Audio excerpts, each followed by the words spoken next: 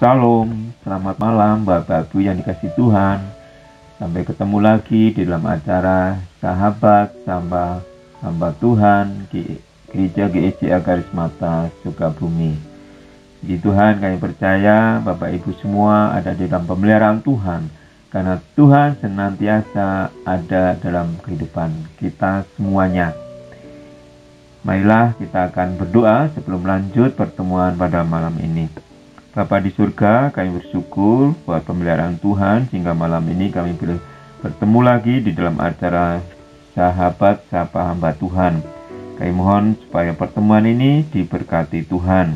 Di dalam nama Tuhan Yesus kami berdoa. Amin. Tema pada malam ini kita bersyukur bahwa bulan ini kita masuk tema tentang adil. Oleh karena itu tema malam ini saya akan beri judul Usaha Mencari Keadilan. Sebelumnya mari kita baca di dalam firman Tuhan, kitab Pengkhotbah pasal 3 ayat 16 sampai pasal 4 ayat 6. Tapi saya akan membacakan dua ayat, yaitu 16 dan 17. Ada lagi yang kulihat di bawah matahari, di tempat pengadilan, di situ pun terdapat ketidakadilan, dan di tempat keadilan, di situ pun terdapat ketidakadilan. Berkatalah aku dalam hati, Allah akan mengadili baik orang yang benar maupun yang tidak adil, karena untuk segala hal dan segala pekerjaan ada waktunya. Bapak Ibu yang dikasihi Tuhan, penulis Pengkhotbah melihat, menganalisa dan memahami bahwa keadilan di dunia ini sangat langka, bahkan nyaris tidak kita dapatkan. Intinya keadilan di dunia ini sangat relatif, apalagi keadilan bisa diperjualbelikan dan kerap dipakai untuk menindas mereka yang miskin dan papa. Bapak Ibu yang dikasihi Tuhan, kalau kita melihat di negara kita, itu kan negara hukum, dan ada undang-undang yang mengatur peri kehidupan. Namun pada kenyataannya semua tak berdaya ditegakkan. Contoh sederhana, bahwa negara menjamin setiap orang untuk menjalankan ibadah menurut kepercayaannya masing-masing. Namun dalam kenyataannya kita melihat ada penindasan terhadap orang-orang yang beragama dan atas nama agama. Ada tindakan perusahaan terhadap tempat di mana orang beragama beribadah. Inilah cermin dunia peradilan kita. Namun demikian kita juga tidak boleh menyerah, tetapi tetap berjuang, bukan mengharapkan keadilan di dunia ini, tetapi bagaimana keadilan Allah akan ditegakkan. Itulah iman kita.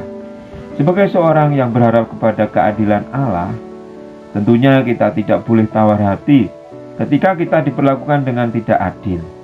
Pada akhirnya nantinya keadilan pasti tidak dapat diingkari dan keadilan itu pasti kita dapat.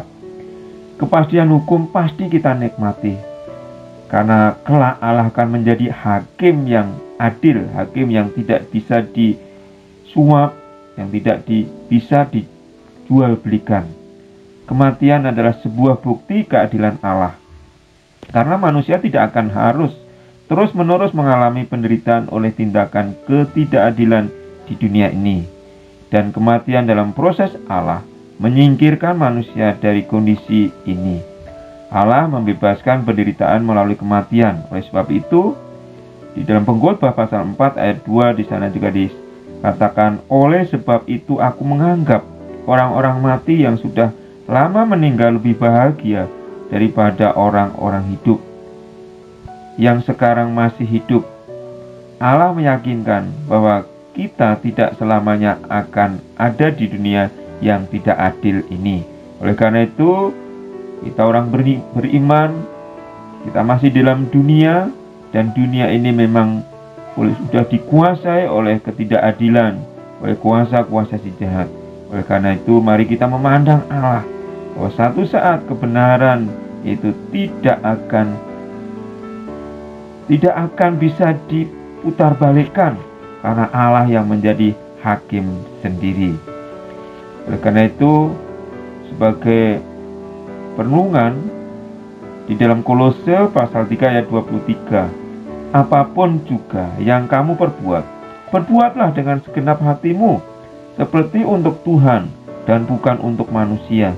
Jangan kerjakan sesuatu yang sia-sia, karena hidup kita di dunia ini amat sangat singkat. Ketika kita masih diberi kesempatan untuk bekerja, untuk melayani, untuk melakukan sesuatu yang baik di dalam dunia ini, mari kita bekerja, kita melayani, kita melakukan seolah-olah untuk Tuhan. Jadi kerjakan apa yang bermanfaat, bermakna, dan memberi dampak yang positif bagi banyak orang.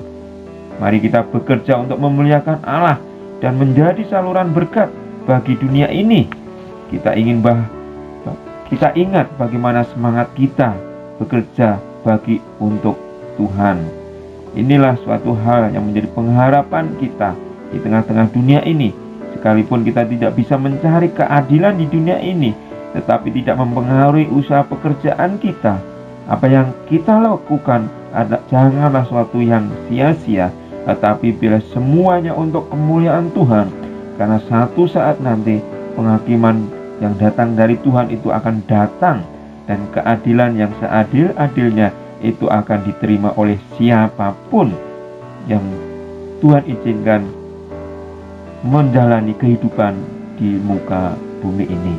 Terima kasih. Puji Tuhan, inilah sahabat renungan pada malam ini, bila dapat memberkati kita semuanya. Sampai ketemu dan sampai jumpa lagi. Tuhan Yesus memberkati. Amin.